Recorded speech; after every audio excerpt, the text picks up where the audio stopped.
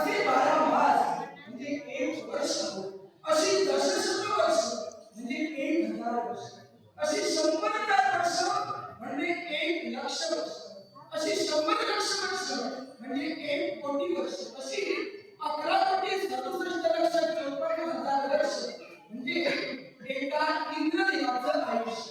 असे त्यावेळी 14 इंद्रदेव होता. त्यावेळी ब्रह्मदेवांचा फक्त एकच दिवस होतो.